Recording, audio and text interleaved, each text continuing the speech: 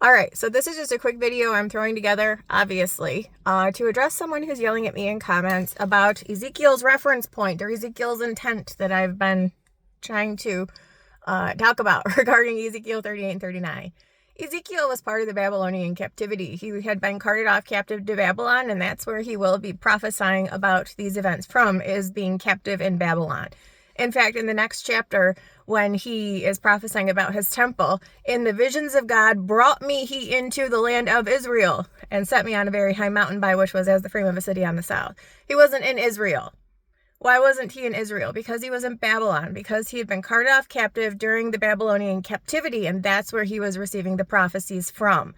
So his reference point is going to be with regard to his current circumstance, his circumstance at that time, in contrast to how it's going to be 2,500 years in the future when Ezekiel 38 and 39 comes to pass. What was Jerusalem at the time of Ezekiel's life during the Babylonian captivity? It was an ancient walled city. In fact, the third and final exile of the Babylonian captivity sacked and burned the city, and there's ruins.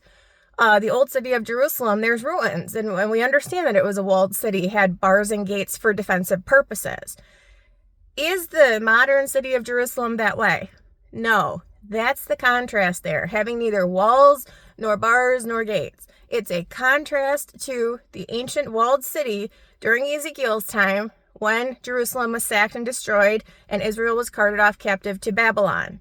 So it's talking about when Gog and Magog occurs in the future, it will be during a time when Israel has been brought back from that captivity. Now, it's been 2,500 years, so they've well and truly been brought back from that captivity. But it's a contrast. His reference point is contrasting. He's using his situation at that time to contrast Gog and Magog to it. So they're going to be in the land of Israel, which they weren't at the time of Ezekiel's prophecy. They're going to be they're going to be living safely where none make them afraid. That doesn't mean that no one's trying to come against them. It means that no one's going to be successful in doing so, like Babylon was.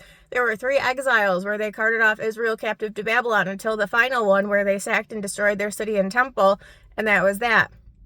So it's the contrast here.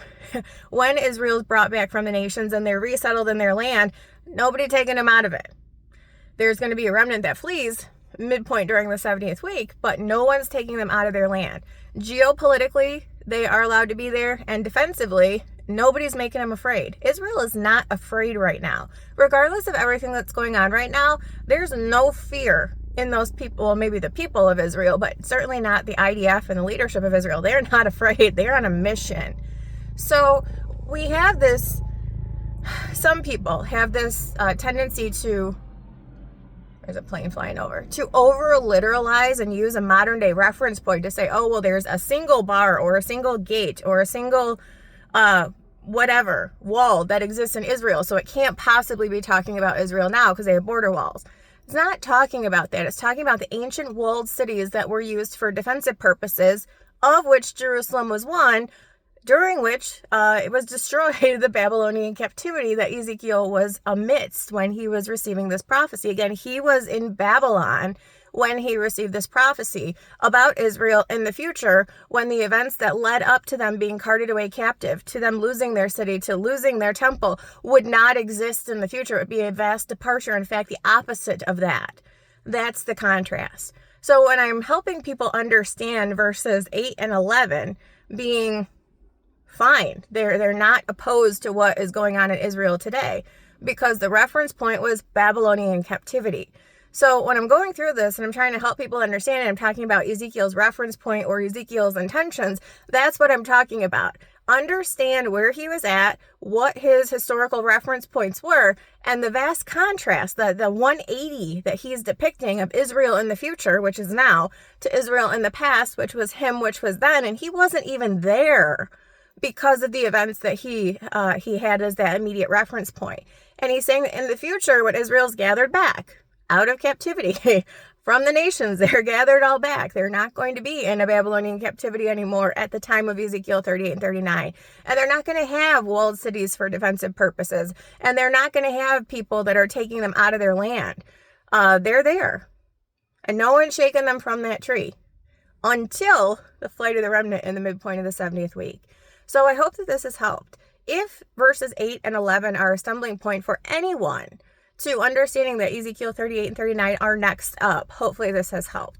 But we have to make sure that when we're understanding imagery that's being used, that we're taking into account the reference point of the person who wrote it. They're prophesying about something that is well outside of their lifetime, using the reference points that exist in their lifetime as reference points.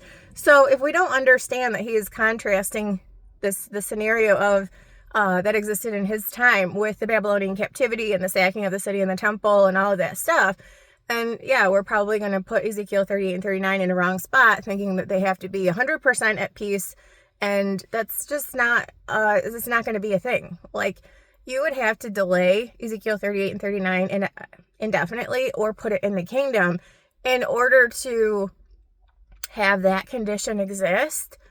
It's not talking about that. So that's a whole rabbit trail I won't go down. But that's what I'm talking about. When you put yourself in Ezekiel's shoes, put yourself in the writer's shoes who's writing the prophecy to understand what he's using as a contrast. He was using his circumstances in the Babylonian captivity regarding Jerusalem and the events of the burning of the city and the temple as a reference point to contrast when Ezekiel 38 and 39 happens. That won't be the same thing. So hopefully that has helped.